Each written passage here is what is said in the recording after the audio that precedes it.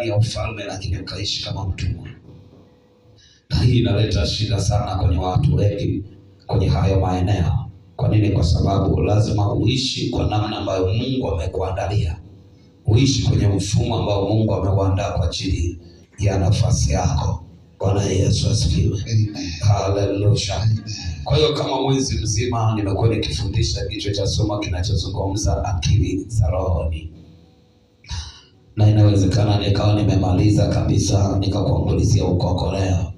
Nikawa nimemaliza kabisa, yule ambaye atakuwa hajaelewa basi itakuwa ni yeye. Bwana Yesu asifiwe. Ni yeye, lakini kwa kiwango Mungu alichokusudia kusema na watu wake kasema sana. Bwana Yesu asifiwe. Nilisema akili za rohoni ni mlango wa kiutawala ambao yeyote anayetaka kuwa mkuu kwenye maeneo yoyote lazima uishi ndani ya akili za rohoni. Sasa nikwambia, akili za rohoni ni maagizo ya Mungu, kwa sababu Mungu ni roho. Bwana Yesu asifiwe. Mungu ni roho, na waabudu imepasa kuabudu katika roho na kweli. Kwa hiyo na neno lake ni roho. Yesu kwenye Yohana ile sura 6 anasema maneno haya ni roho pia ni uzima. Bwana Yesu asifiwe. Bwana Yesu asifiwe. Kwa hiyo unapoliacha neno la Mungu umeziacha akili za rohoni. Tarajia kuwa mtumwa unakoenda. Tarajia kuwa mtumwa unakoenda. Na ndio maana akili za roho zinakupatia haki ya kuweza kutawala kokote. Kutawala kokote. Lakini nilisema akili za rohoni zinakuunganisha na watu wenye nguvu. Kwa njema. Usije ukategemea akili za rohoni hazikuunganishi na watu ambao ni dhaifu. Akili za rohoni zinakuunganisha na wenye nguvu. Kwa nini? Kwa sababu huwa zinashughulika na watu wenye nguvu. Bwana Yesu asifiwe. Haleluya. Zinashughulika na watu wenye watu nyuma yake. Hazishughuliki na mtu ambaye yuko peke yake. Kwa nini? Kwa sababu huyo yuko kwenye kundi la mtu fulani. Ndio maana nilianza kuzungumza kwenye kitabu kile cha Mwanzo kwa habari ya Yusufu. Kwa habari ya Yusufu alipoingia kwa Potifa. Yusufu hakuwameza wafanyakazi wa Potifa. Mungu alianza kumshughulikia Potifa, akajikuta nyumba anamwachia Yusufu. Bwana Yesu asifiwe. Na vitu alivyo navyo. Na ndio maana kwenye ile Mwanzo pia kule mbele anazungumza, anasema tupate wapi mtu kama huyu mwenye roho ya Mungu. Na ndio maana anapozungumza kwa habari ya akili za rohoni, maana yake ni akili ambazo zinakuunganisha na watu wenye nafasi yako. Wenye nafasi yako, kwa sababu unaweza kuunganika na watu ambao hawana nafasi yako ya mahali unakoelekea. Hawana mlango wa wewe kupita kuelekea unakotakiwa kuelekea. Bwana Yesu asifiwe. Na kama nilisema, unapoamua kumtumikia Mungu lazima ukae sawa sawa kwa ajili ya kila eneo. Na watu pia utafakari juu ya watu ambao Mungu anakuletea kwenye maisha yako. Wana mlango wa wewe kuvuka kuelekea mahali unakotakiwa kuelekea. Ukigundua kuna watu ambao hawana nafasi ya kukusaidia kuvuka, maana yake una watu ambao ni dhaifu na wanyonge. Bwana Yesu asifiwe. Bwana Yesu asifiwe. Ambao ndani yao hakuna nguvu ya kukuvusha. Kwa sababu lazima uunganike na watu ambao wana nguvu ya kukufanya ufike mahali ambapo Mungu anataka uweze kuelekea. Lakini nisema Mungu hafanyi kazi na watu ambao hawana akili zake. Hawana akili zake. Bwana Yesu asifiwe. Bwana Yesu asifiwe. Kwa hiyo kama umeacha kuchukua akili za Mungu au umeacha kuchukua mafundisho yake, Mungu hawezi kufanya kazi na wewe. Mungu anafanya kazi na mtu ambaye ameunganika na akili zake. Na nilikwambia akili za Mungu ni maagizo yake. Bwana Yesu asifiwe. Bwana Yesu asifiwe. Haleluya. Kwa usipokaa sawa kwenye hilo eneo, unaweza ukajikuta umeunganika na watu ambao hawana msaada kwako. Hawana msaada kwako wa kukufikisha mahali unapotakiwa kufika. Ni afadhali ukaunganika na kina Yuda kuliko kuunganika na watu wanaokuchekea ambao hawatakufanya ufikie msalama. Bwana Yesu asifiwe. Haleluya. Haleluya.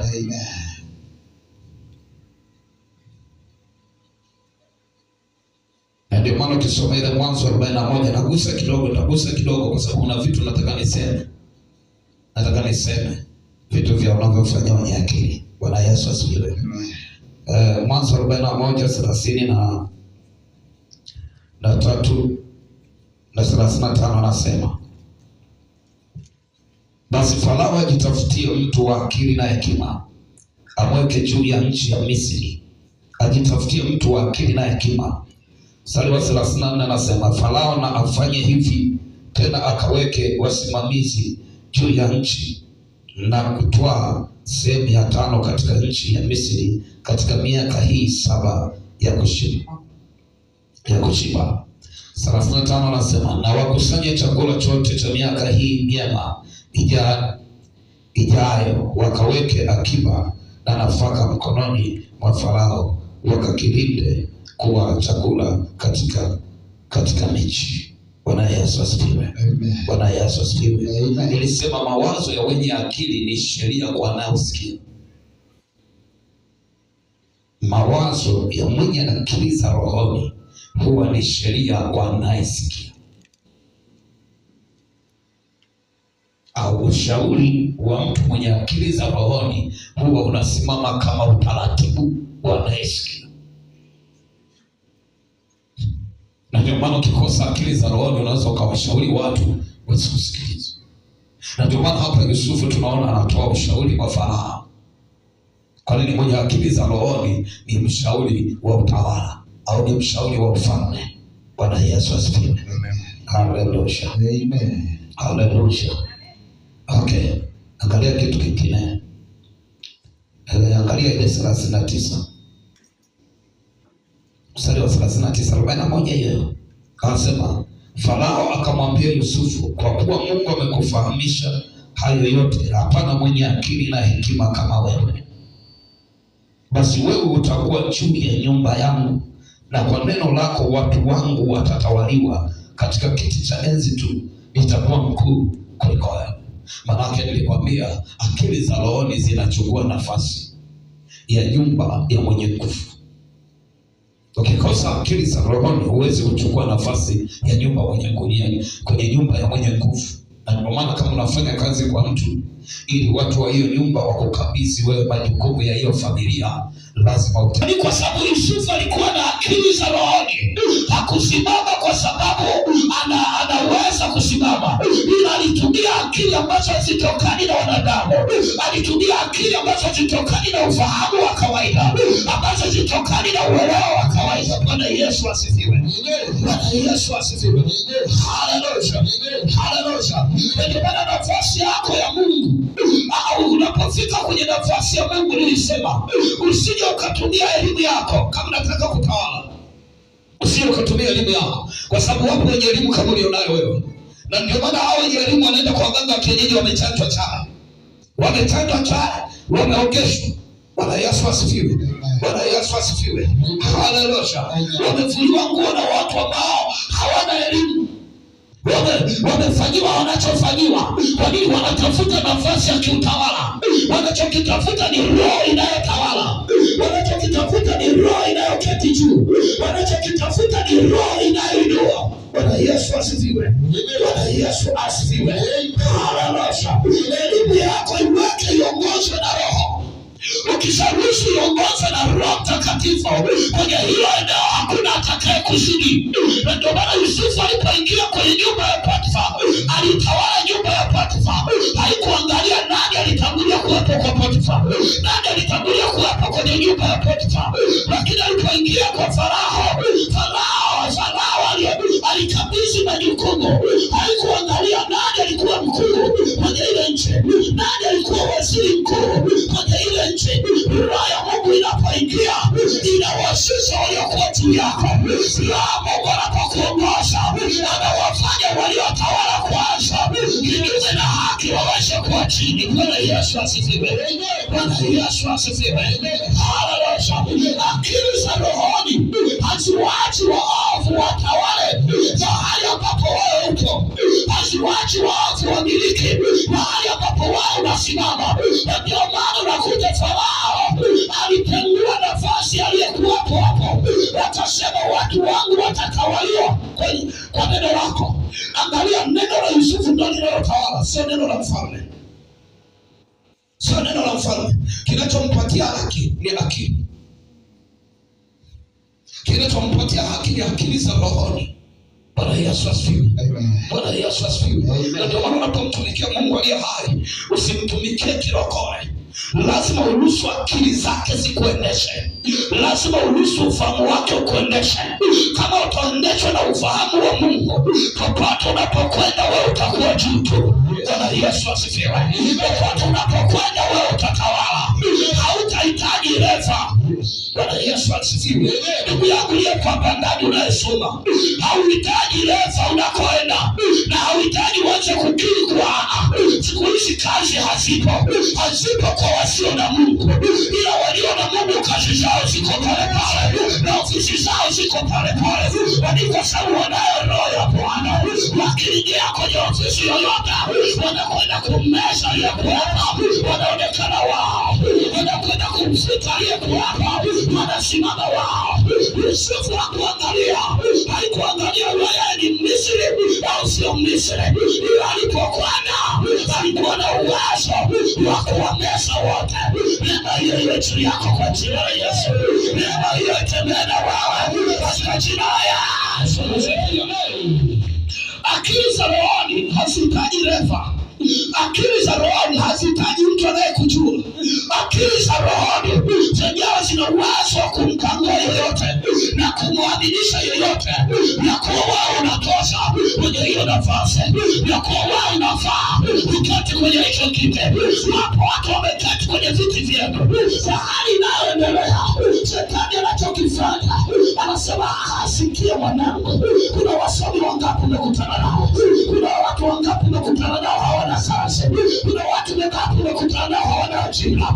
Usiangalie hilo, ishi ndani ya akili za Bwana. Bwana aliyekupatia hiyo elimu anaijua ofisi yako, anajua nani atamuondoa na nani atamketisha na nani atamketisha. Neema hiyo itembee na wewe, neema hiyo itembee na wewe, neema hiyo itembee na wewe, neema hiyo itembee na wewe kwa jina la Yesu. Iko na akili za rohoni zinawaumiza wote wasiomtumikia Mungu wako. Na ndio maana anasema Farao, tupate wapi mtu kama huyu mwenye akili na hekima kama wewe?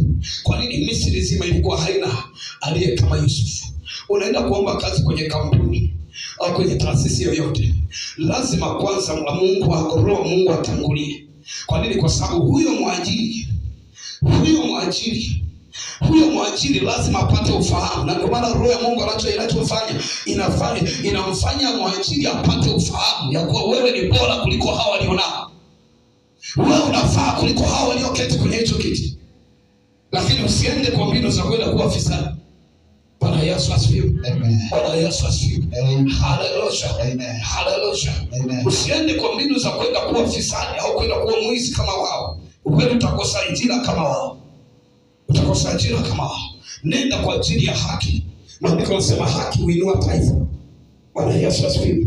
Bwana Yesu asifiwe. Nenda kwa ajili ya kutenda haki, kuondoa dhuluma, kuondoa maovu. Bwana Yesu asifiwe. Bwana Yesu asifiwe. Yusufu alipoingia hakuhitaji ndugu yake kule Misri, alikuwa peke yake. Usianze kusema ile ofisi kuna wahaya watupu, ile ofisi si kuna wadegeko watupu, ile ofisi kuna wakunya watupu. Wewe ni zaidi ya kabila zote. Wewe ni zaidi ya kila kabila. Wewe uko juu ya kila taifa. Wewe uko juu ya kila falme. Haijalishi waliwekwa na ufalme wa giza, utakapoingia wewe nafasi yao imekwisha. Utakapoketi wewe nafasi yao imefutwa. Bwana Yesu asifiwe. Bwana Yesu asifiwe. Haleluya. Kwa akili za rohoni zimebeba utawala mahali ambapo kuna utawala. Na ndio maana zikuunganishi na watu dhaifu. Mmoja walioanza kupata ufahamu, Yusufu alipoingia kwa Potifa, alikuwa ni Potifa. Maandiko yanasema akajua kuwa Bwana yuko pamoja na Yusufu. Na ndio maana nikwambia ukichokuwa na akili za rohoni, hauhitaji kuwasingizia watu kusema hawanipendi kwa sababu wana mashetani, hawanipendi kwa sababu hawajaokoka. Hao ndio watakaokuwa wa kwanza kukuunga mkono. Yusufu hakuinuliwa na watu ambao wameokoka. Yusufu hakupewa cheo na watu ambao hawajaokoka na watu ambao wameokoka. Alipewa nafasi na watu ambao hawajaokoka. Kwa hiyo ofisi unazoziendea zina Wafilisti, Ofisi unazoziendea zina watu wenye nafasi ya kwako. Nafasi unayoendea, biashara unayoendea ina watu ambao hawajaokoka. Bwana Yesu asifiwe. Bwana Yesu asifiwe. Akili za rohoni zina nguvu ya kumtawala yeyote anayeamini na asiamini, anayeamini na asiamini, anayemiliki na asiyemiliki. Bwana Yesu asifiwe. Aliye mkuu na asiyekuwa mkuu, wote unakuwa chini yake. Bwana Yesu asifiwe. Haleluya. Angalia kitu kingine. Angalia kitu kingine.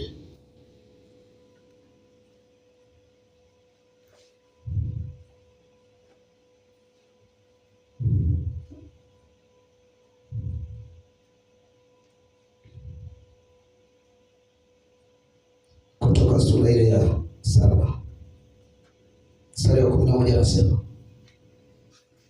ndipo Farao naye akawaita wenye akili na wachawi na hao waganga wa Misri, wakafanya hivyo kwa uganga wao. Ninachotaka uone akili za Mungu zilivyo. Bwana Yesu asifiwe.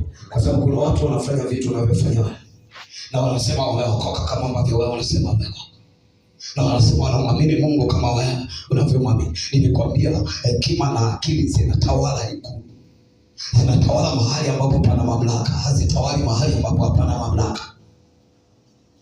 Ndio wanaposema hivi ni kwa ajili ya kukuunganisha na watu wenye nguvu, waliookoka na ambao hawajaokoka, wanaoamini na ambao hawajaamini. Kwa nini? Kwa sababu roho ya Mungu haikupeleki kwa mtu ambaye hana kitu chako, haikupeleki mahali ambapo kwa mtu ambaye hana nafasi yako. Kama uelewi vizuri, kamuulize Yesu. Baada ya kubatizwa, maandiko yanasema akaongozwa na roho nyikani ili ajaribiwe na ibilisi. Maana alipelekwa mahali ambapo mwenye anaowataka yupo. Bwana Yesu asifiwe. Mwenye vitu ambavyo Yesu anataka kuvikomoa vipo. Ndio maana roho ya Mungu inakupeleka kwenye mtu ambaye, kwa mtu ambaye ana mamlaka ya kwako, kwa mtu ambaye ana cheo cha kwako, kwa mtu ambaye ana nafasi ya kwako, kwa mtu ambaye ana baraka za kwako, kwa mtu ambaye ana hekima ya kwako, kwa mtu ambaye ana ufunuo wa kwako. Bwana Yesu asifiwe. Roho ya Mungu alikupeleka mahali ambapo hapana mtu mwenye cha kwako. Maandiko yanasema wakati Musa yupo kwenye jumba la kifalme, wameenda pale, maandiko yanasema Mungu wakati amewatuma kuokoa wana wa Israeli, wakati amewatuma kuokoa wana wa Israeli, walipotupa fimbo zao, maandiko yanasema fimbo ya Musa ikawa nyoka, na mganga yule mwenye Farao akawaita waganga na wachawi. Alipowaita nao wakatupa fimbo zao, ndio zikawa nyoka. Bwana Yesu asifiwe. Bwana Yesu asifiwe. Kwa sababu nakutana na watu wamesoma kama wewe, nao watatupa fimbo zao. Bwana Yesu asifiwe. Bwana Yesu asifiwe. Haleluya. Kitakachokufanya wewe ushinde sio cheti chako, ni ulimwengu wa roho. Kitakachokufanya wewe upate kazi sio cheti chako, sio elimu yako, ni ulimwengu wa roho. Kwa sababu unachokifanya wewe na Wafilisti wamefanya, kusoma kwako kwa bidii na Wafilisti wamesoma kwa bidii. Bwana Yesu asifiwe. Bwana Yesu asifiwe. Haleluya. Haleluya. Maandiko yanasema alipotupa fimbo yake, na wao wakatupa fimbo zao zikawa nyoka. Walipotupa fimbo zao zilipokuwa nyoka kama fimbo ya Musa, maandiko yanasema yule nyoka wa Musa akaanza kuzimeza fimbo zao, au akaanza kuwameza wale nyoka. Maandiko yanasema akawameza wale nyoka. Bwana Yesu asifiwe. Bwana Yesu asifiwe. Haleluya. Unachunguza na mtu ambaye kuna watu wanafanya wanachokifanya, wanaimba kama yanavyoimba, wanahubiri kama yanavyohubiri, wanaomba ajira kama yanavyoomba, wanapeleka vyeti vyao kama yanavyopeleka vyeti vyao. Neema hii tembea na wewe kwa jina la Yesu. Wanakupatia neema ya kuwameza katika jina la Yesu. Wanakupatia neema ya kukimeza cha kwao isionekane kwa jina la Yesu, isionekane kwa jina la Yesu. Kila mpango wa adui yako inasema umeza kwa jina la Yesu, umeza kwa jina la Yesu. Wale waganga na wachawi hawakuweza kujitetea. Kwa nini? Waliachilia fimbo zao mahali ambapo fimbo ya Musa ipo. Kuna watu wataachilia, watasema maneno mahali ambapo wao wamesema, wataomba kazi mahali ambapo wao waomba kazi, watafanya biashara mahali ambapo atakayefanya biashara, kila atakayefuatilia mahali ulipo, atakayefanya kinachofanana na wewe, inaamuru kila alichokifanya kikameshwe kwa jina la Yesu, kikameshwe kwa jina la Yesu, kikameshwe kwa jina la Yesu. Nguvu ya akili za kiungu kazi yake ni kumeza kinacholeta sifa mbaya. Kuna maneno mabaya ulitamkiwa kwenye familia, kuna maneno mabaya ulitamkiwa kwenye ukoo. Inawezekana kuna watu waliwashuhudia, inawezekana kuna watu walipata shida. Bwana amekuinua kama silaha yake, Bwana amekuinua kama silaha yake, nitakaomesha kila kazi ya dunia yako, nitakaomesha kila utawala wa dunia yako, utawala wa dunia yako. Ninasema umekwisha, ninasema umekwisha, ninasema umekwisha. Majira nguvu iliyoko kwenye akili za roho haimzuia adui yako kufanya anachotaka kufanya, inamruhusu afanye, afu inakipoteza. Bwana Yesu asifiwe. Acha wanaotafuta kupotea wapotee. Bwana Yesu asifiwe. Hawatapotea kwa sababu wanatakiwa kupotea. Watapotea kwa sababu wako kinyume chako. Watapotea kwa sababu wamekuwa ishara ya uovu. Watapotea kwa sababu wanafanya unachokifanya. Bwana Yesu asifiwe. Bwana Yesu asifiwe. Wale wakagara wachawi walipofanya alichokifanya Musa, zile fimbo zao zilimezwa. Walirudi bila uganga, walirudi bila fimbo, walirudi bila nyoka. Haijalishi wana mitaji mikubwa, watarudi wakiwa wana mkate, watarudi na madebe, watarudi na madebe. Haijalishi wamesoma kuliko wewe, watarudi kwa aibu, watarudi kwa aibu. Wanakunyanyua katika jina la Yesu, wanakunyanyua katika jina la Yesu. Akili za roho hazimpatii umiliki aliye muovu mahali ulipo. Na ndio maana usianze kusema hapa mimi nafanya biashara kuna wachawi, nimepanga hii nyumba ya mchawi. Wewe haujaokoka. Ndio maana unasema nyumba ya mchawi. Maandiko yanasema hapana uganga wala uchawi juu ya Israeli. Kwa hiyo nikiingia kwenye nyumba ya mchawi, uchawi unamezwa, unakuwa hauonekani tena. Kama kuna mapepo yanamezwa, yanakuwa hayaonekani tena, unaonekana wewe. Kama ambavyo nuru inapowashwa giza huwa linamezwa lionekane, hivyo ndivyo ulivyo wewe. Mahali ulipowaa uovu unamezwa, mahali ulipowaa wasiofaa wanamezwa, unaonekana wewe peke yako. Bwana kuinue wewe katika jina la Yesu. Bwana kupe neema ya kuangaza katika jina la Yesu. Bwana kupe neema ya kuonekana katika jina la Yesu. Yusufu alionekana peke yake Misri nzima. Misri nzima anaonekana peke yake mwenye akili, anaonekana peke yake mwenye ufahamu. Wewe kwa jina la Yesu, wewe kwa jina la Yesu, wewe kwa jina la Yesu, wewe kwa jina la Yesu. Amen. Ndio kitu kingine.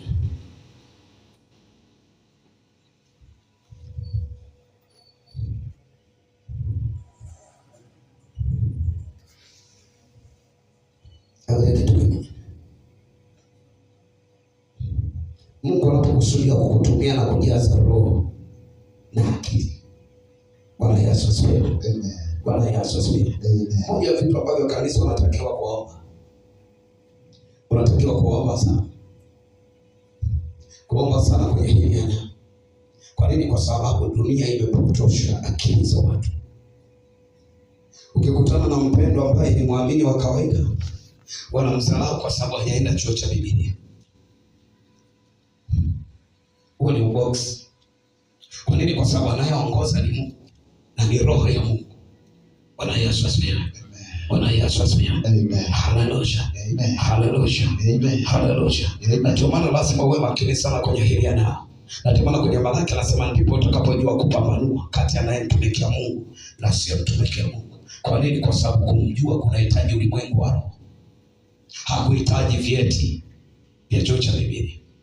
Bwana Yesu asifiwe. Bwana Yesu asifiwe. Kunahitaji nguvu ya rohoni kwa mtu anayemtumikia Mungu. Na ndio maana nishawahi kuuliza mtu mmoja siku moja, nikamwambia, umeshawahi kusikia mbaya hana elimu fisadi? Fisadi yote unayemkuta fisadi kasoma. Bwana Yesu asifiwe. Nikauliza siku moja, umeshawahi kukuta mkulima wa kule kijijini kule ulikozaliwa kajitupia kwenye mtandao yuko uchi? Wenye elimu hawa ndio wanaojifanya hivyo. Mkulima wa kule kijijini kwanza hawezi kufanya ujinga wa namna hii. Na Yesu asifiwe. Hawa wanaohisi wanajua mambo, wanataka kuishi kizungu, sio kwa namna ambayo Mungu anataka waishi, ndio wanafanya hivyo. Bwana Yesu asifiwe. Haleluya. Haleluya. Kwa nini? Kwa sababu wamekosa akili za kiroho. Unapokosa akili za kiroho unafanya vitu ambavyo vinakufanya uwe kama mwenda wazimu. Na ndio maana binti akiwa anajitupia kwenye mtandao uchi, hakuna kijana mwenye akili atakayekuwa, utakutana na mataina ndio watakao kuoa. Bwana Yesu asifiwe. Kwa nini? Kwa sababu wewe muda wote upo sokoni. Kwa hiyo ukiwa nyumbani kwangu utakuwa unanirusha roho kila siku. Nani anataka kuumia kila siku? Nani anataka kuumia kila siku? Hakuna anayependa kuumia. Bwana Yesu asifiwe. Mwanadamu yoyote unayemuona au wa kiume au wa kike ana tabia ya Mungu. Yaani ana wivu kama Mungu alivyo na wivu. Sasa mimi sijali, hapana, ndani kuna jali. Bwana Yesu asifiwe. Asikutishe mtu kukwambia tumekutana meno 30. Lakini kila unayemuona duniani ana wivu. Kila unayemuona, wa kiume, wa kike, wote wana wivu, hakuna ambaye yuko salama. Kwa nini? Kwa sababu hiyo ni asili ya Mungu. Ndio maana sema natufanye mtu kwa sura yetu na kwa mfano wetu akatawale. Kwa sura yetu na kwa mfano, yaani kama sisi tulivyo na wivu na wao watakuwa na wivu. Bwana Yesu asifiwe. Kama sisi tulivyo na mamlaka na wao watakuwa na mamlaka. Kama sisi tunavyotawala na wao watatawala. Bwana Yesu asifiwe. Haleluya. Kanuni ya akili za Mungu zinakutengeneza kuwa kama ulivyo. Bwana Yesu asifiwe. Zinakutengeneza kuwa kama alivyo. Zinakupatia nafasi ambayo Mungu anayo. Zinakupatia nguvu ambazo Mungu anazo. Akili za rohoni hazikubakizi, zinakumeza. Zinakuondoa wewe na baki Bwana. Zinakuondoa wewe na baki yeye. Bwana Yesu asifiwe. Bwana Yesu asifiwe. Unapotembea kwa roho, hauli wewe tena, anakuwa Bwana. Ni kwa sababu ni akili za roho. Ndio maana wanaoishi rohoni hasio wao. Bwana Yesu asifiwe. Yesu anasema atakaye kukataa wewe amenikataa mimi. Kwa nini hautumii akili zako? Na nikugusa wewe, amegusa mboni ya jicho langu. Kwa nini hautumii akili zako? Ndio maana kwenye nafasi ya Mungu sio ukatumia akili za kwako. Bwana Yesu asifiwe. Haleluya. Ndio maana nimesema Mungu hamtumii mtu ambaye hana roho yake. Angalia kitu anachozungumza. Kutoka 35. Mstari ule wa 30 na 30 nitaanzia na utakaoangalia 31. Najaribu kurudia ili asije akakutoka. Kwa sababu unaweza ukatumia akili za kawaida ukifikiri utachukua nafasi kwenye hii dunia iliyojaa uovu na rushwa. Kwenye hii dunia iliyojaa uovu na rushwa.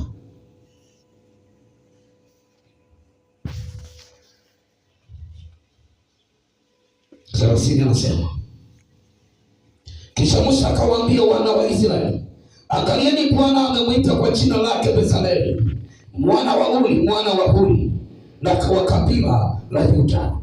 31. Naye amemjaza roho ya Mungu katika hekima na akili na ujuzi na kazi ya ustadi ya kila aina. Bwana Yesu asifiwe. Bwana Yesu asifiwe. Haleluya. Akili za Mungu hazikuweki kwenye nafasi moja. Akili za Mungu zinakupatia nafasi. Na ndio maana amemjaza roho, lakini amemjaza katika akili. Mungu akutumika na hauna akili zake.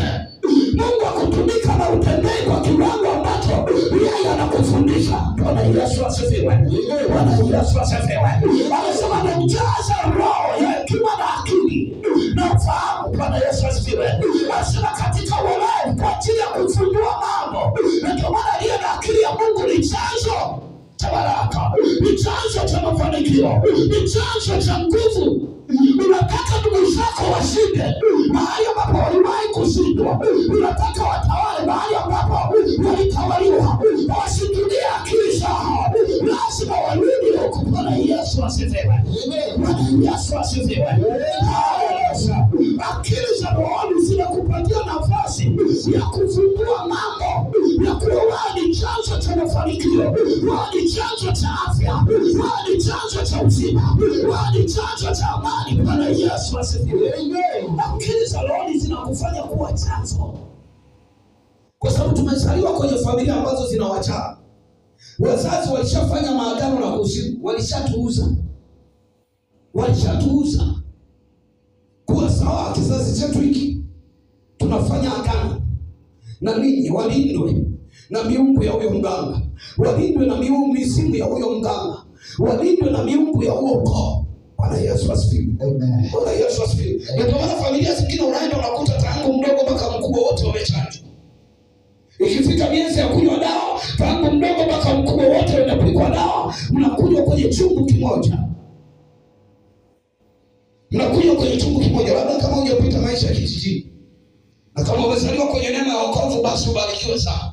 Lakini si wengine ambao tumezaliwa kwenye maisha ambayo ya watu ambao waliunganika na miungu, waliunganika na mizimu, waliunganika na waganga. Hiyo ilikuwa kawaida tu. Wale zinaletwa dawa, familia zima mnakuja, wamewauza. Kwa nini? Ni mali ya huyo ibilisi. Bwana Yesu asifiwe. Bwana Yesu asifiwe. Haleluya. Anasema amewajaza, amemwita kwa jina lake Yerusalemu, lakini amemjaza roho na hekima na akili. Roho ya hekima na akili bila kupatia haki ya kuwa chanzo, ukawa chanzo cha mema katika jina la Yesu. Uwe chanzo cha uzazi mpya katika jina la Yesu.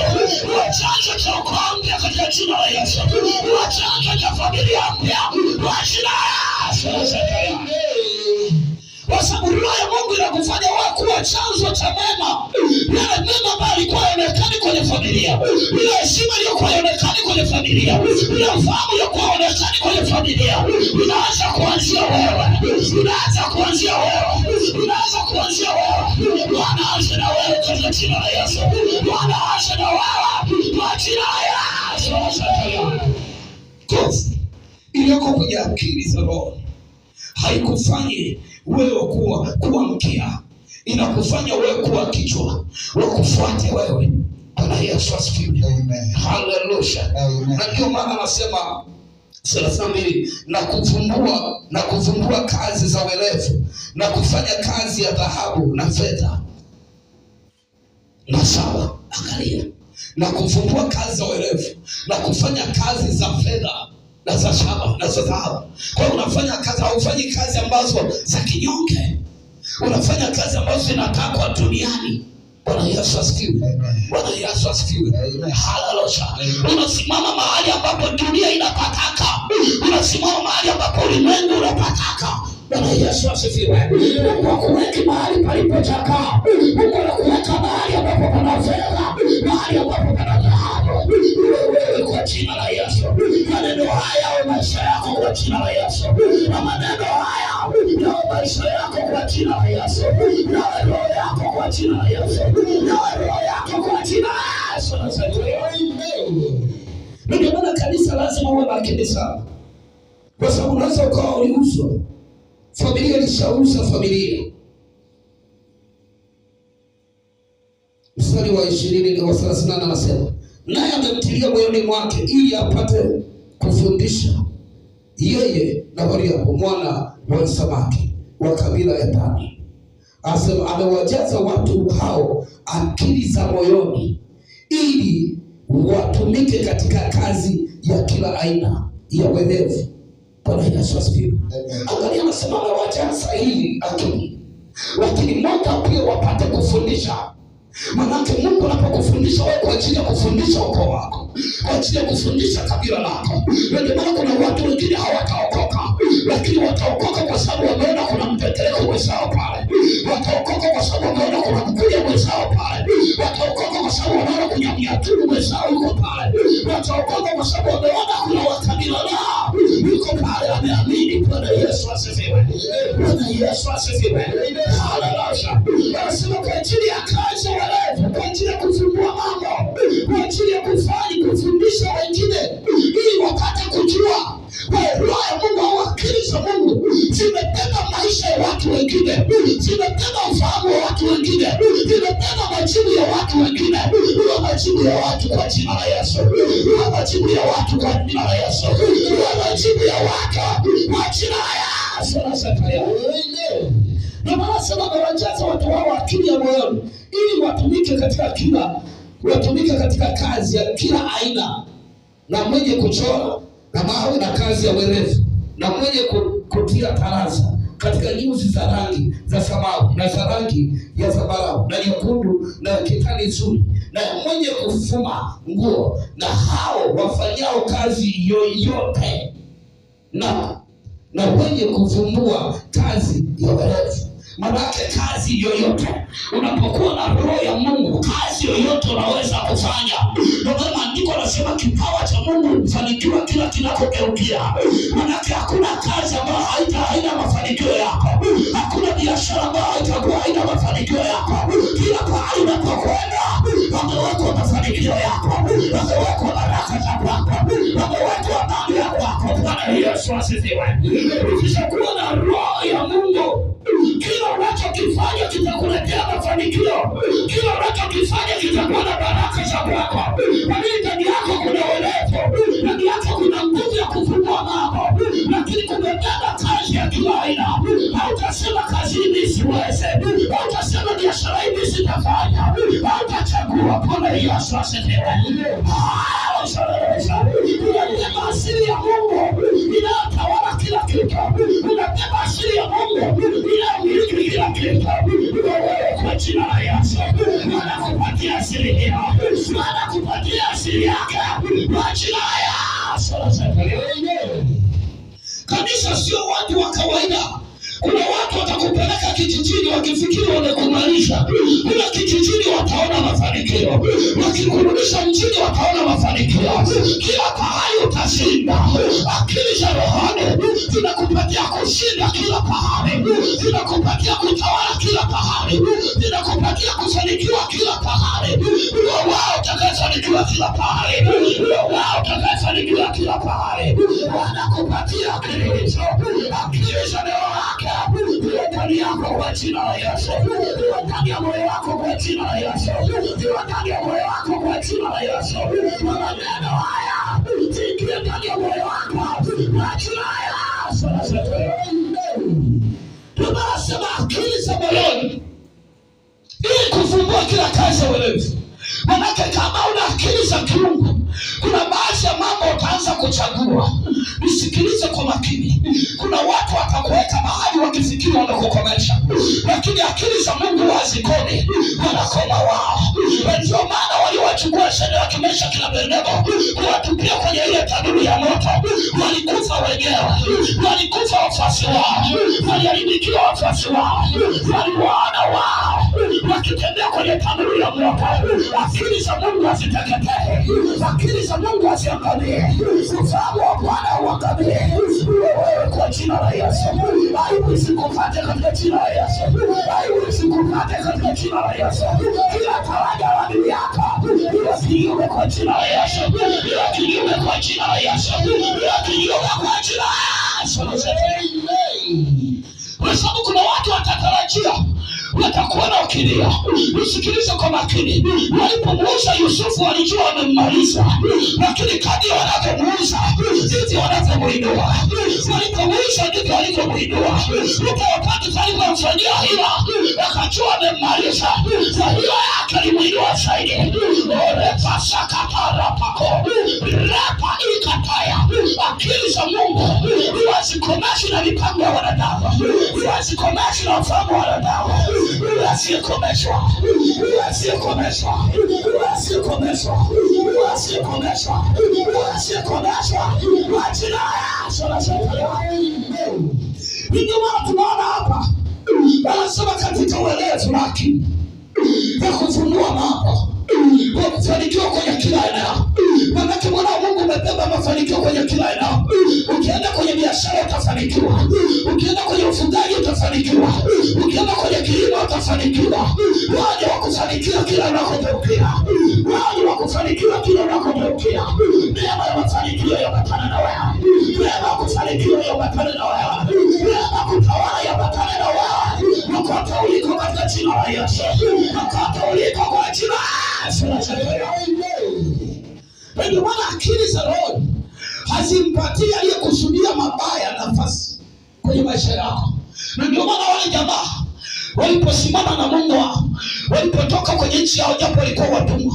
Ukisoma kwenye Danieli sura ya 1, maandiko yanasema wakasema tutajitia unajisi wa chakula cha mfalme. Walipogoma kula kile chakula, maandiko yanasema walikuwa mara 10 zaidi ya waganga na wachawi.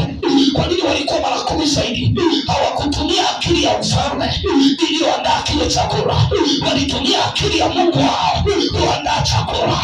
Usitumie akili za dunia kutengeneza maisha yako. Yesu Bwana andaye maisha yako. Yesu Bwana andaye njia yako. Yesu Bwana andaye nafasi yako. Kwa jina la Yesu natetea wale wa kutumia akili ya mfalme kula kwenye chumba la kifalme hata kama ni watumwa. Ndio maana mtu aliye na akili za roho, kadri unavyofikiria umemteka na kuteka yeye. Kumbuka namuuliza na wanaongea na watu ambao watakuwa watekaji wa ulimwengu wa roho. Yaani utaingia kwenye ofisi, wataanza kusema jamani bosi, mara kwanza alikuwa na sisi, saizi ameambatana na yule mgeni. Ameambatana na yule neema. Neema inamgeuza, inageuza wakuu. Akili za roho zinageuza macho ya wakuu, waweze kuona sawa sawa, waweze kuona njia ya kuendea, waweze kuona mahali wanapotakiwa kuegemea, waweze kuona watu wanaopaswa kushirikiana nao. Bwana Yesu asifiwe. Bwana Yesu asifiwe. Haleluya. Ndio maana unaweza kuona walikuwa mara 10 zaidi ya waganga na wachawi. Ukisoma kwenye Danieli sura ya 4, maandiko yanasema Danieli yule mkuu wa waganga na wachawi. Manake waganga waliokuwa ikulu walikosa heshima. Kila mchawi yako ndani ya nchi akakosa heshima mbele yako, akakosa heshima kwa watu wako, akakosa heshima kwa wakuu wako. Kila mganga aliyeko ndani ya taifa hili akakosa heshima kwa jina la Yesu. Akili za roho haziwaachi wabaki kwenye heshima walio waovu. Na ndio maana unapotaka kusimama na Mungu aliye hai, hakikisha unaruhusu roho ya Mungu ikuendeshe. Usiruhusu dini yako ikuendeshe. Dini yako ina mapokeo, lakini akili za Mungu hazina mapokeo. Akili za Mungu zimebeba nguvu. Akili za Mungu zimebeba utawala. Akili za Mungu zimebeba ushindi. Bwana Yesu asifiwe. Naposema mapokeo ni matamanio ya viongozi wako, ni matamanio ya dini yako, sio matamanio ya Mungu.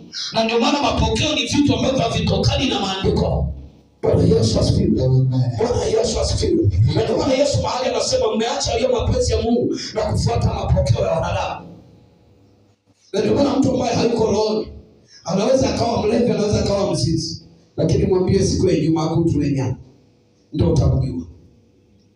Bwana Yesu asifiwe. Amen. Bwana Yesu asifiwe sana. Amen. Haleluya. Hawezi kula nyama siku ya Ijumaa. Ukimuuliza kweli umelipata wapi? Hana. Kwa nini? Kwa sababu yeye anafuata mapokeo. Hana shida na Mungu wako.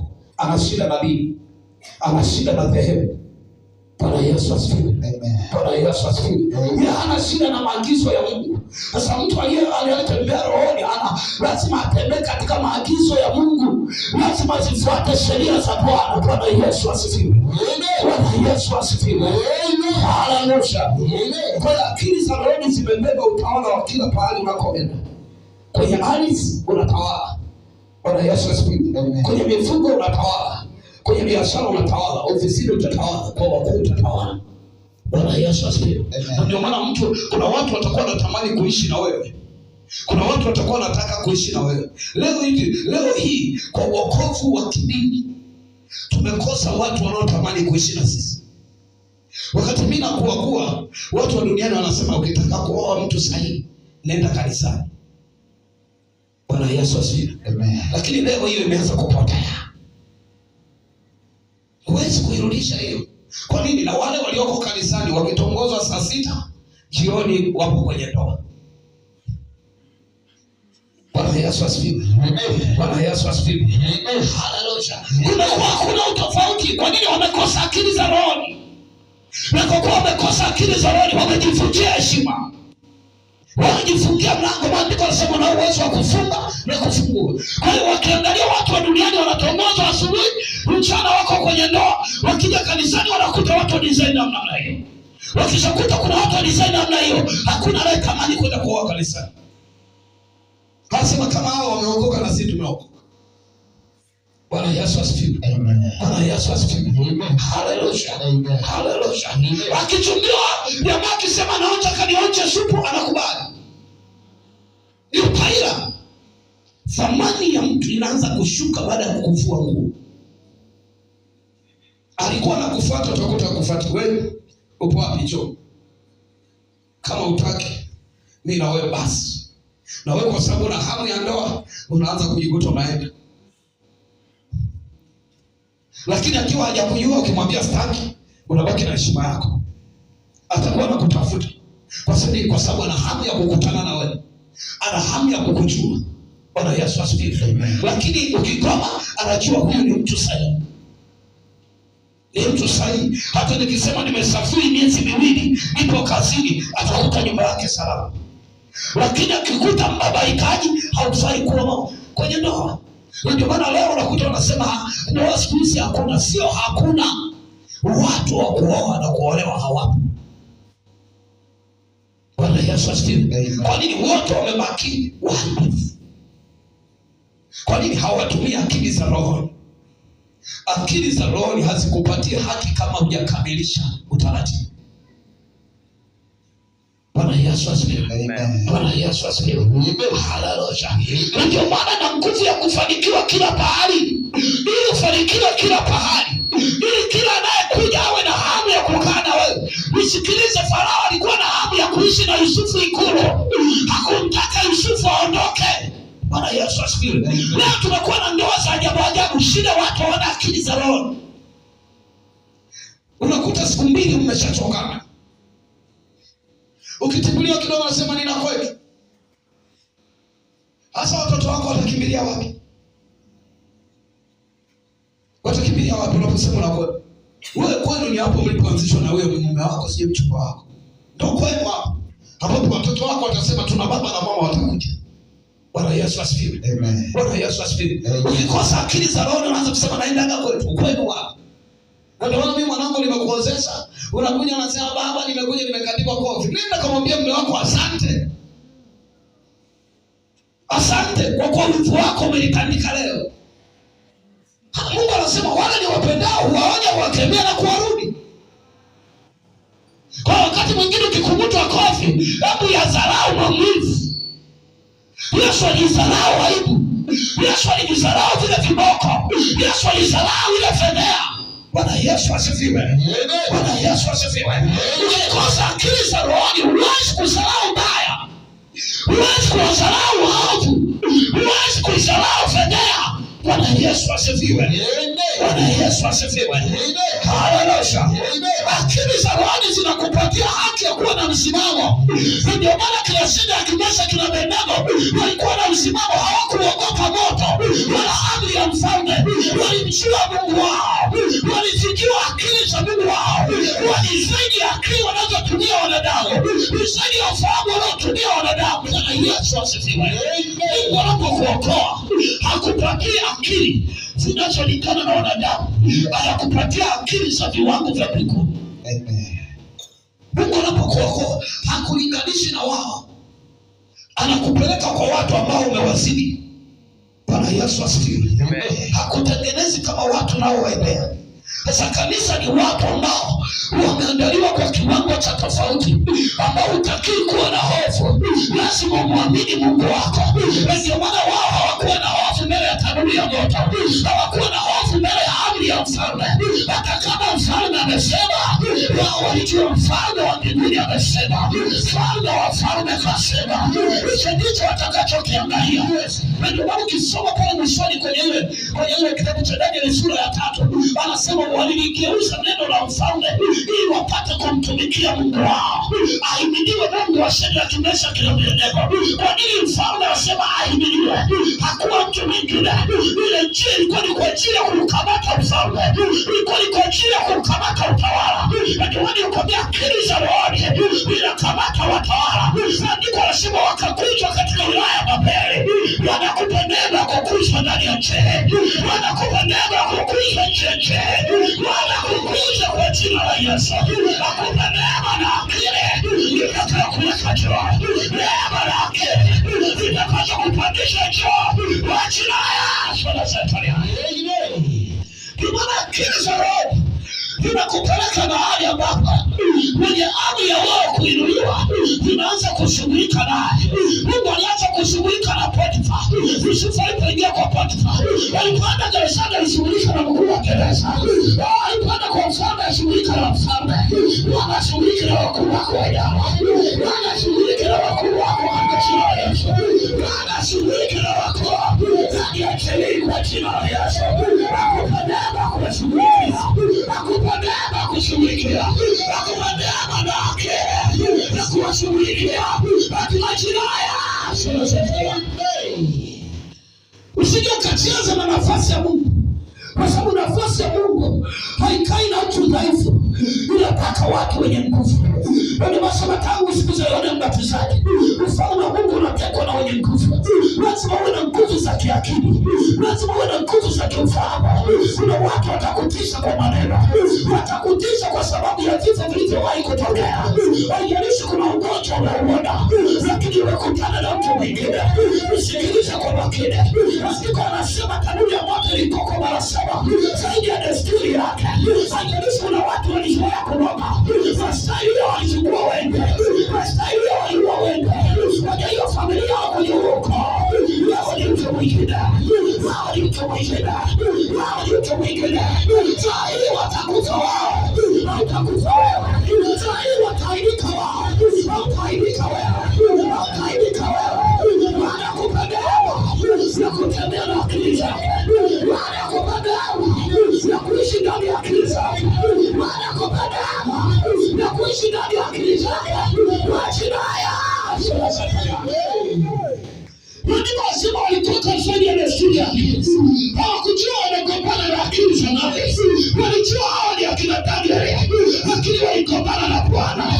Acha adui zako wagombane na Bwana, acha adui zako washindane na Bwana.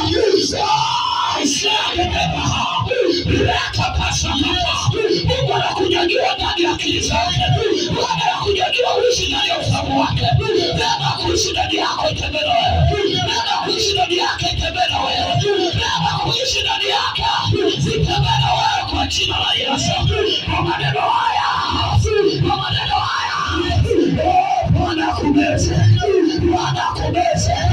Usiwe wewe yeye, usisimame wasimame yeye, usionekane waonekane yeye, usijulikane wajulikane yeye. Kama alionekana Bwana kupitia Yusufu kwenye kila taasisi, kwenye kila chuo, kwenye kila familia, kwenye kila kabila, kwenye kila jamaa. Bwana kaonekane, Bwana kaonekane, Bwana kaonekane. Pokea neema kwa jina la Yesu, pokea uwezo kwa jina la Yesu, pokea ufahamu kwa jina la Yesu. Ndio maana nguvu za akili za roho sio za kawaida, sio za watu wa kawaida, wao sio wa kawaida. Inawezekana wamekuonea kwa muda mrefu, inasema wao sio wa kawaida. Inawezekana kuna watu walifikiri wamekununua, walifikiri wali mali yao. Wao sio mali yao, wao sio mali yao, wao ni mali ya Bwana. Usikilize mfalme, walijua wamechukua mateka, katikati ya huo mateka alitekwa yeye. Bwana Yesu asifiwe. Alitekwa yeye na watu wake. Walijua wachukua watumwa, katikati ya huo utumwa alitekwa yeye. Watu walifikiri amemnunua Yusufu, lakini katika kumnunua yeye ndio alitekwa, yeye ndio alitekwa, yeye ndio alikuwa teka, yeye ndio alikuwa mateka. Usikilize kwa waliofikiri wamekupata, wamepatikana, wamepatikana, wamepatikana, wamepatikana, wamepatikana. Walifikiri wamemnunua Yusufu, lakini yeye ndo amewanunua. Walijikuta wanamsikiliza yeye. Hakuna bosi anayesikiliza mtumwa, ila mtumwa anamsikiliza bosi. Yusufu aligeuka kuwa bosi. Wanakupa neema ya kutawala juu yao, wanakupa neema ya kuwa ajili yao. Wanakupa neema kwa ajili yao. Kila aliyefikiriwa kwa ajili yake, wanakunyanyua zaidi yake. Wanakunyanyua zaidi yake. Wanakunyanyua zaidi yake. Unasema uinuke na uzao wako. Unasema uinuke na elimu yako. Unasema uinuke na elimu yako. Kwa ajili yao. Mungu hatuachi chini. Hata kama wametuchukua, anaacha watuchukue. Na ndio maana kina Danieli walichukuliwa mateka kwenye nchi isiyokuwa kwao, kwenye nchi ya Babeli, lakini waliinuka. Waliofikiri wamewachukua mateka, wakajikuta wao wamekuwa mateka, wakajikuta wao wameanza kufuata amri za kina Danieli, wameanza kufuata mawazo ya kina Danieli. Kila pahali wakafuata mawazo ya Mungu wako. Kila pahali ndani ya wanakupa kuketi juu yao, wanakupatia kuketi juu yao, wanakupatia neema ya kuwa juu yao kwa jina la Yesu. Neema ya kuwa juu yao, neema ya kuwa juu yao, neema ya kuwa juu yao.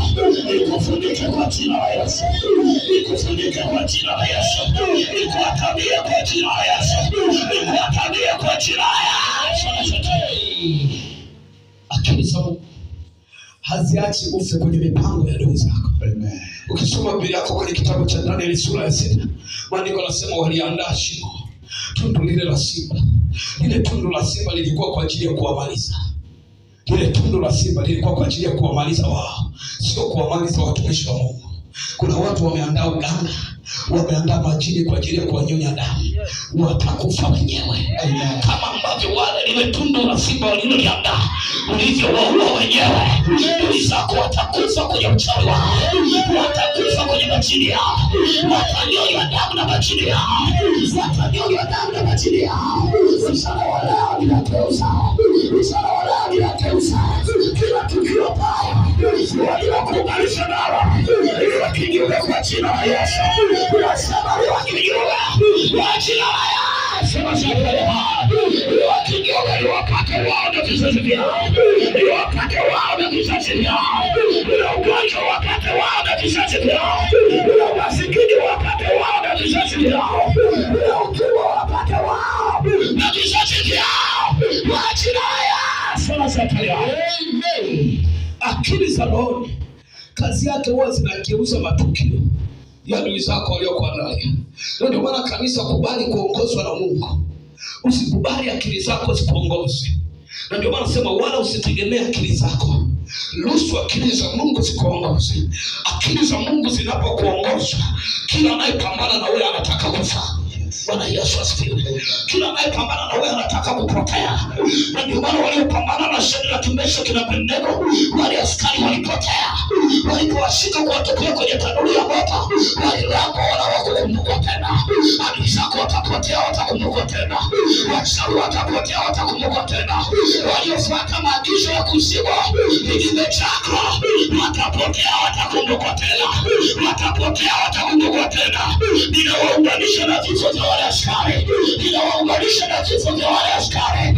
Katika njia yao walioiandaa walifia huko, hivyo ambavyo walio kinyume chako watapotelea huko katika njia yao, katika jina la Yesu, katika njia yao, katika jina la Yesu. Ndio maana vizuri ukawa makini.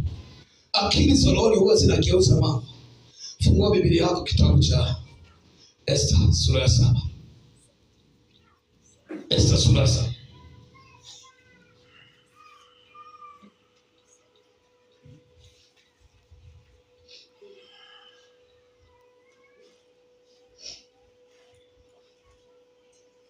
Kwa sababu kuna watu wanaweza wakawa wamekuuza kwa ajili ya kukutumia. Na ndio maana kuna watu wanachukua ili wawe picha ya uharibifu, ili wawe picha ya uovu, ili wawe mali ya shetani. Kitabu cha Esther sura ya 7. Esther sura ya 7. Akili za rohoni zina biashara huko ndani. Kabla sijasoma hiyo, hebu fungua kitabu chako cha Ufunuo wa Yohana sura ya 5 kwanza. Afu nakurudisha hapo kwenye Esther sura ya 7. Ufunuo wa Yohana sura ya 5. Kwenye ulimwengu wa roho kuna biashara. Ukikosa akili za roho huwezi kusitisha hii biashara. Kwa nini? Kwa sababu unaabudu na watu ambao walishauzwa wao na nafsi zao. Na ndio maana kuna watu hawajaolewa, lakini kwenye ulimwengu wa roho wamevishwa pete. Kwa hiyo walishauzwa kuwa wachukiza watu. Na kwenye ulimwengu wa mwili hawana watoto, lakini wana watoto.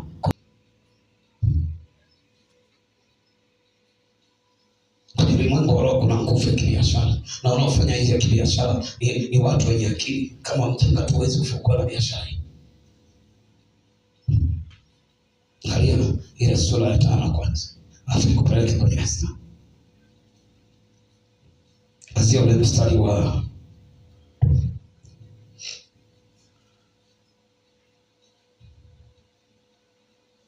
Nitaanzia mstari wa 9 mpaka pale nitakapoishia.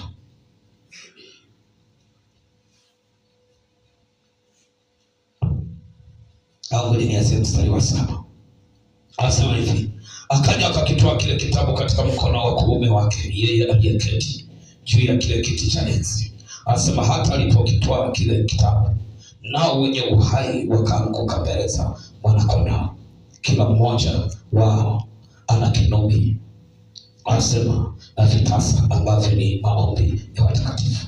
Anasema nao waimba wimbo mpya wakisema, wastahili wewe kukitoa hicho kitabu na kuzifungua muhuri zake, kwa kuwa ulichinjwa. Na tutakaoangalia hapa anaposema kwa kuwa ulichinjwa ukamnunulia Mungu kwa damu yako watu wa kila kabila na lugha na jamaa na taifa. Anasema ukawafanya kuwa ufalme na makuhani kwa Mungu wetu, nao wamiliki juu ya nchi. Bwana Yesu asifiwe. Bwana Yesu asifiwe.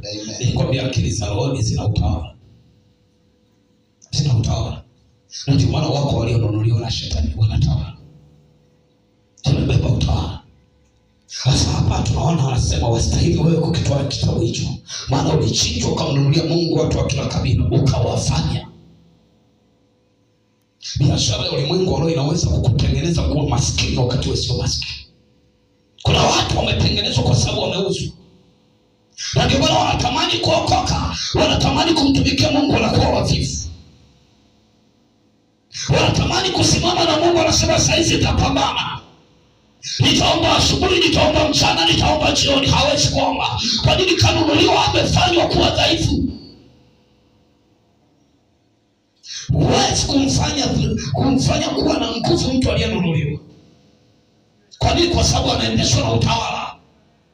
Anamilikiwa. Bwana Yesu asifiwe. Bwana Yesu asifiwe. Sasa kanisa la Mungu sipokuwa na akili za kiroho, huwezi kusitisha biashara waliofanya baba zako na kuzimu. Huwezi kusitisha biashara waliofanya babu zako na mashetani. Huwezi kusitisha biashara waliofanya babu zako na majini. Na ndio maana sema kwa damu yako. Kuna watu walikuza kwa damu ya mbuzi. Kuna watu kwenye familia walikuza kwa damu ya ng'ombe. Kuna wengine waliuzwa kwa damu za watu. Bwana Yesu asifiwe. Bwana Yesu asifiwe. Biashara ulimwengu wa roho wenye akili wanafanya biashara kwa damu. Umeshawahi kujiuliza kwa nini mchawi anaua ndugu zake? Anawauza. Na kwa kuwa anawauza kwa ile damu inapomwagika. Yesu alitununua kwa damu ilipomwagika. Anasema akatufanya kuwa wafalme na makuhani. Kama kuna watu wanafanya kuwa wafalme na makuhani, kuna watu wanafanya kuwa wachawi. Kuna watu wanafanya kuwa wafuga majini. Kuna watu wanafanya kuwa waovu. Kuna watu wanafanya kuwa makahaba. Kuna watu wanafanya kuwa wazinzi. Kuna watu wanafanya kuwa vibaka. Bwana Yesu asifiwe. Bwana Yesu asifiwe. Unapoomba kwa bali ya akili za roho, lazima usitishe biashara ya kuzimu iliyotengenezwa kinyume chako, iliyotengenezwa kinyume na ukoo wako, iliyotengenezwa kinyume na familia yako. Maana Bwana amekuinua kuwa zaidi yao. Bwana amekunyanyua kuwa na akili kuliko wao. Bwana amekupandisha kuwa na ufahamu kuliko wao. Neema hiyo iwe juu yako kwa jina la Yesu. Neema hiyo iwe juu yako kwa jina la Yesu. Mchana wao Bwana asitishe kila biashara iliyowahi kufanyika kwenye ukoo wako, iliyowahi kufanyika kwenye familia yenu. Kila biashara iliyofanyika na kuzimu, tunaisitisha mchana wa leo. Tunaisitisha mchana wa leo. Tunaisitisha kwa jina la Yesu. Kwa sababu kuna nguvu ya akili wanayoitumia. Wewe unafikiri tu damu unamwagika. Kuna watu wanainunua hiyo familia, kuna watu wananunua uoko. Ndio maana kuna kizazi kingine kimekuwa mali ya shetani. Kwa nini? Wamefanya kwa siri. Unashawahi kujiuliza, mtu anamkiri Yesu kama Bwana na Mwokozi, lakini bado ni tapeli. Anamkiri Yesu kama Bwana na Mwokozi wa maisha yake, lakini bado ni mzinzi. Anamkiri Yesu kama Bwana na Mwokozi wa maisha yake, lakini bado ni msulumaji. Huyo mtu amenunuliwa, hafanyi kwa kiwango cha anachosikia,